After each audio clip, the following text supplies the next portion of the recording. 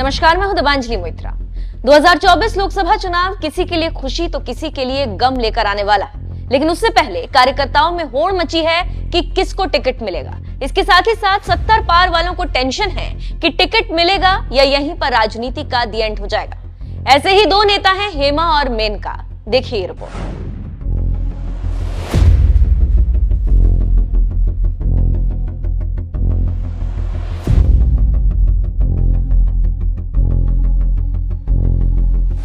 जो यूपी जीतेगा वो दिल्ली पर राज करेगा। इसी को चरितार्थ करते हुए बीजेपी ने अपनी पूरी ताकत झोंक दी है और 80 लोकसभा को जीतने के लिए सर्वे, सम्मेलन और न जाने कितने कार्यक्रम शुरू हो गए ताकि मोदी को तीसरी बार पीएम बनाया जा सके। उसी को लेकर बीजेपी के यूपी प्रभारी अध्यक्ष और संयोजक इस बात की जांच कर रहे हैं कि किस लोकसभा में किसको टिकट दिया जाए। इसके साथ ही साथ सभी लोकसभा सीटों पर जनता से फीडबैक लिया जा रहा है। उसके बाद वर्तमान उम्मीदवारों में से किसको टिकट दोबारा देना है या नहीं देना, इसकी जांच हो रही।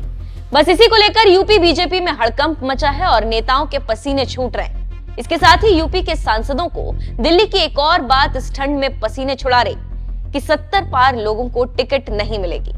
ऐसा मोदी ने बैठक में कह दिया। इस बात से कई सांसदों का रोना धोना चल रहा है। आपको जानकारी देते चले कि बीजेपी 75 प्लस के नेताओं को मार्गदर्शक मंडल में रखती है और मीडिया में छप रही खबरों की माने तो बीजेपी में इस बार 70 प्लस वालों की चर्चा ज्यादा है। खबरें आ रही हैं कि इस उम्र सीमा को पार करने वाले नेताओं को टिकट न देने पर विचार किया जा रहा है। तो आप समझ गए होंगे कि क्यों यूपी बीजेपी में बवाल मचा है और जिन नेताओं के पसीने छूट रहे हैं और जिनका टिकट कट सकता है उनके नाम ये: अक्षयबर लाल गौड़, बहराइच लोकसभा, उम्र 76 साल। संतोष गंगवार, बरेली लोकसभा, उम्र 75 साल। सत्यदेव पचौरी, कानपुर लोकसभा, उम्र 75 साल। हेमा मालिनी, मथुरा लोकसभा, उम्र 75 साल।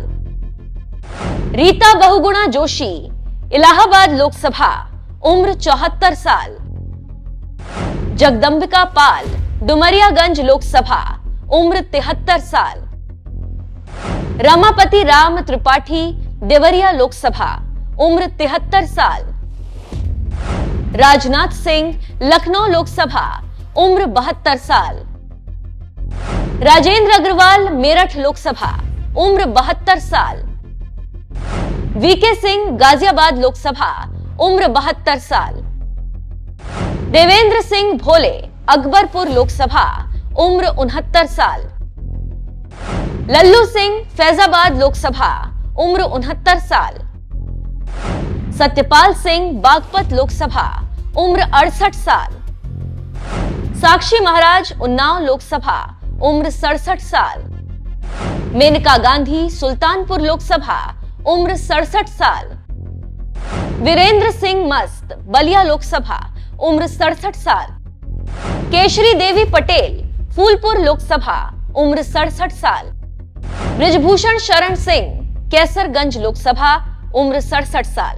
तो आप समझ सकते हैं कि मोदी और शाह क्या सोच रहे हैं। लेकिन इसमें एक दिलचस्प बात यह है कि मोदी भी 73 साल के हैं और वो भी चुनाव लड़ते हैं और बाकी लोगों को 70 प्लस पर निकालते हैं। तो एक सवाल उठेगा, खुद कानून का पालन नहीं करते हैं और दूसरों से कहते हैं कि पालन करो। वैसे मोदी शाह को आलोचना से डर नहीं।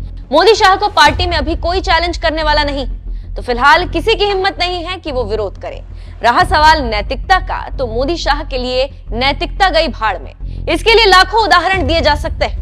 पहला उदाहरण कमलनाथ सरकार को गिराने का है, दूसरा उद्धव ठाकरे सरकार को गिराने का है, तीसरा उदाहरण सिंचाई घोटाले में आरोपी और केस दर्ज है, वो महाराष्ट्र सरकार में अजीत पवार नंबर 2 है।